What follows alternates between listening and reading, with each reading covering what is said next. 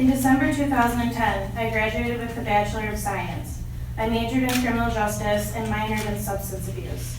I had a passion for the justice system until May 2nd, 2015, when my life drastically changed, and so did my faith in the courts. I have followed my life by the book, and I have come to realize that the system is flawed.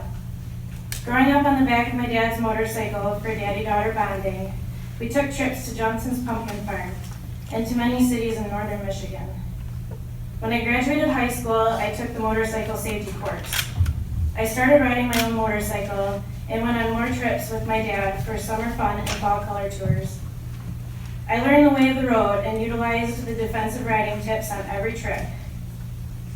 11 years of my own experience later, I continued to follow the rules of the road. Use your signal, wear proper bike gear, and be familiar with your surroundings. Little did I know that you can't prepare yourself for being rear-ended by someone driving intoxicated at over 45 miles an hour. I never lost consciousness, although at times I wish I did. I thought to myself, is this guy going to slow down? Blinker on and all, and then it was too late. Landing in the middle of the road and looking over to see the center line was an unexplainable horror for me. I tried, but could not get up. I cannot begin to describe the excruciating pain, other than that it was like hot lava, sharp and burning. I will never forget that trauma.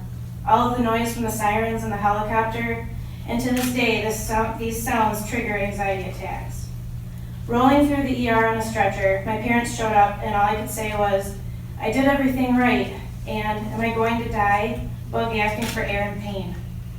I spent the next 2 months of my life between the hospital and inpatient rehab.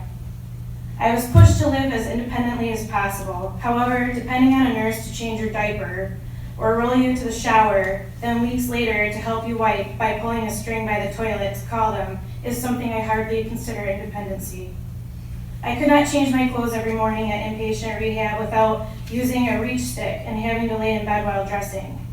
I had to wake up early in the morning and have blood work done, along with painful shots of heparin on different places of my belly fat 2 times a day for over 2 months. I was covered in bruised polka dots due to the problems with the metal rod that had taken place of my tibia from the accident.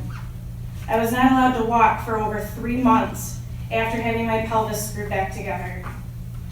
It seemed like I had morphed into a 90-year-old woman for months, feeling helpless and dependent on everyone else, especially my family.